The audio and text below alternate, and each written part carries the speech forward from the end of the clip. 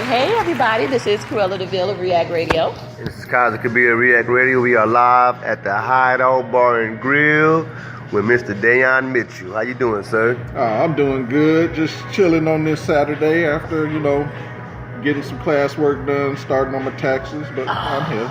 I got some work to do, too. Man, yeah. I was up last night, man. Everything. Forget this, forget that. I'll just do this tomorrow. Made me go to bed early because I didn't want to get punched. Oh, wow. See, No, I am not violent. I didn't say violent, like verbally punched. Anyway, back to Mr. Dayon. Okay. All right. We have you on here because we wanted to talk about internet security and cybersecurity. Okay. I can definitely handle a few questions with that. Okay. So what is the basic definition of cybersecurity? Well, when you think about cybersecurity, everybody thinks of some hacker guy, breaking into other companies' files and stuff like that, and taking stuff that doesn't belong to them, real dark web type stuff. But basically with cybersecurity, you've got the mission of protecting a company's or organization's assets from those hacks. Right. Okay. Basically.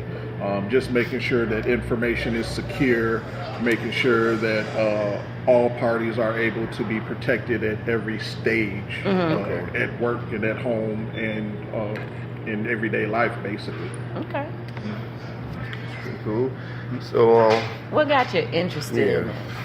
Interested in it. It's a long story, but the gist of it is I've always been into computers and stuff. Heck, the first time I fixed a radio, I was those two-way. I was just gonna say, did candy he say radio? Right. Yes. He troubleshooting radios. The first time I did that, I was like 6-7 years old, actually. Okay. And then I got into my first Tandy go-to 10, print Hello World 20, go to 10 and do that whole loop. okay. I did that when I was like 11, 12, 13 years old. Okay. So it was, it's always been in me. So I've always been interested in computers and what they can do and where they can go and stuff. I originally started out at MCC going for PC technician. Okay. And then that evolved into programming, computer application programming and development. Okay. Then that involved to database development. And then took a little sabbatical for a while after tech bubble busted. And then in 2013, I was like, you know what? Everybody's getting hacked and stuff like that. It's time to see what I can do in that realm. So I went back to school in 2013 and went to Davenport Online. Okay. And got and I'm about to get my bachelor's. Okay. All right. April 29th. Bachelor's in. Information Assurance and Security. All right. Wow. Ooh. That is So, I got curveball questions. I know we sent you some questions, but I got a that's curveball fine. question. Like, how does someone like Michelle Obama get hacked? If we know that stuff like this is happening, can you 100% protect someone?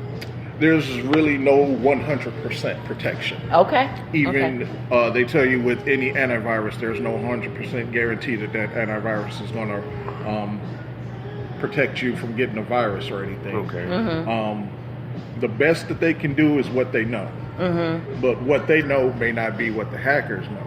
Right. Because the hackers are always working to see how they can circumvent the system and stuff like that.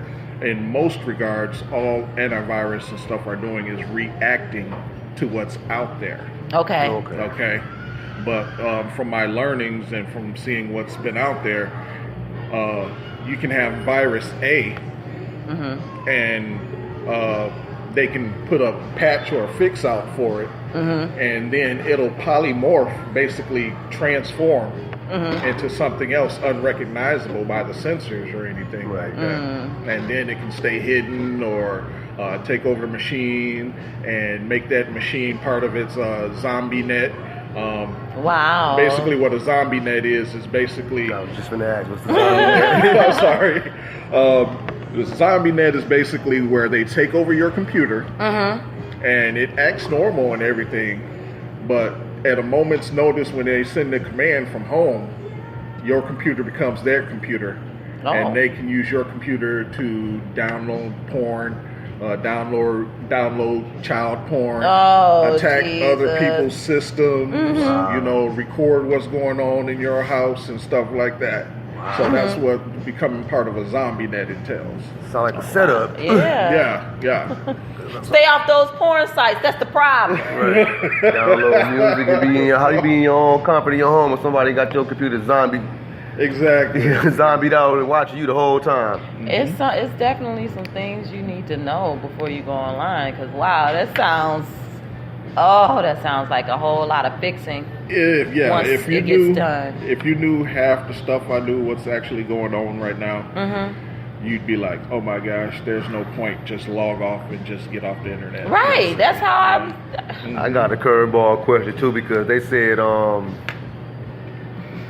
the Russians with the whole thing with the Trump thing, you know, as far as the elections and the collusion and all that stuff. How was they able to do that? Because I know the government has some type of high-tech cybersecurity, so...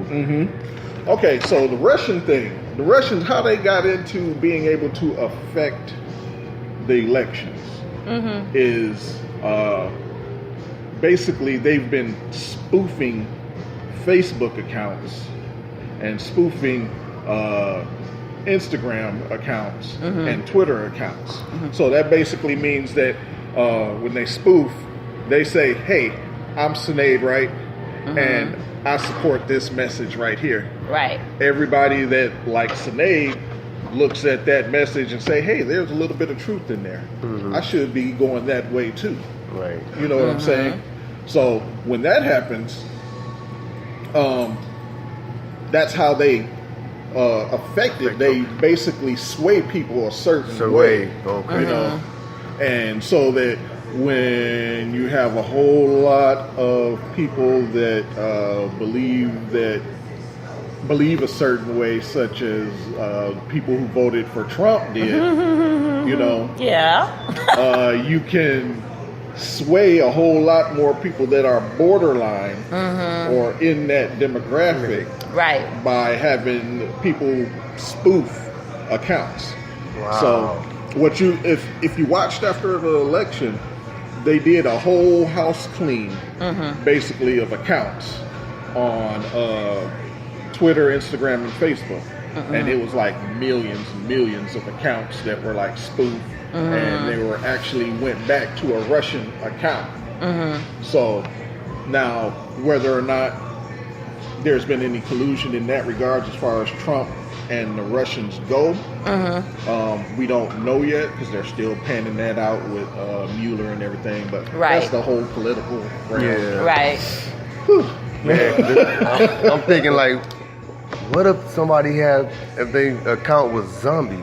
Like you just said, you know, the zombie account thing, you can sit there and be at home and send child pornography or download pornography from somebody else's computer, and it's like a setup.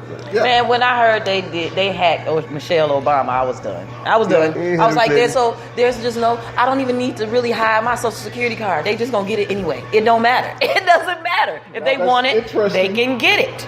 Period. It's interesting that you say that, because we give way more information out than should be allowed, and people don't even realize it.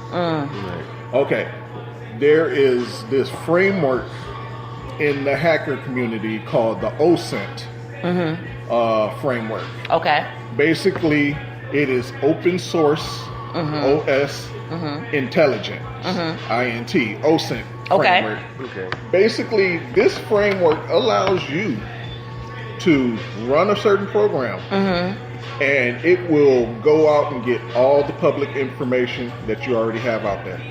Wow. See, and Facebook and Instagram, social media is a whole, So now, you take that and couple it with if they got like some banking account information or some health information or something from one of these hack sites or something like that. They can basically take your whole identity from you, and you'd have like the hardest, damnedest time trying to prove it was you. Or it wasn't you. Or it wasn't you. Yeah, that too. Yeah. Wow. I was looking at Safe Link, whatever that is, where you can try to protect your identity. But I mean, like that. I feel like if somebody want to get it, they gonna get it the best. They way. are. It depends on how hard they want it. But I'm still at home shredding papers. Yeah, I mean, yeah, it's kind of depressing, but there are things that you can do to protect yourself. And what are those things? Okay. Never, especially on social media, this is one of my biggest caveats that I've been preaching for years. Never divulge too much. Okay.